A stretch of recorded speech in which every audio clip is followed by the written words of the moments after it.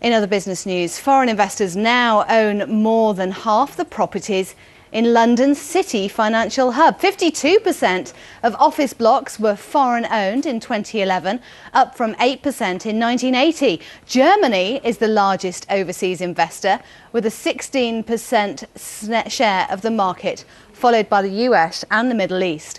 Well, Michael Marx joins me now. He's the Chief Executive of Development Securities PLC. Good morning, Michael. Thank you very much for coming in. Tell me about this story then. Who's owning what and why? Well, we've seen the international market take such a big increase that you've referred to. And London is without doubt a success story, a dominant success story. It is a large, transparent market. It has great liquidity.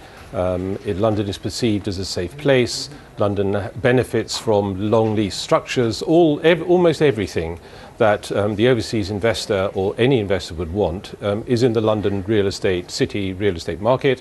And the overseas investor, with a surplus amount of cash and earning very little on his money at the moment in banks, sees the city as offering 5%, 5.5% returns, running returns, and finds that very attractive. So we talk about the property market having a problem at the moment, and we're really referring to domestic residents, aren't we? Yes. If city property is doing all right, what sorts of city offices? Is it offices? Is yes. it depots? It's offices. Okay. It is offices, and it is to some extent London has become a safe haven.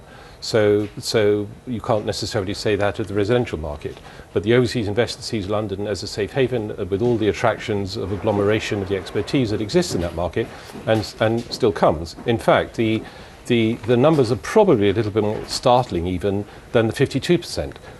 Canary Wharf, which is not part of our study, the overseas ownership is almost 99%. Now why? Because it's prime.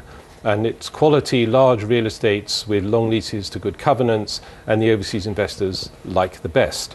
If you look at the square mile, which we've looked at, the number is probably 70% of the prime element.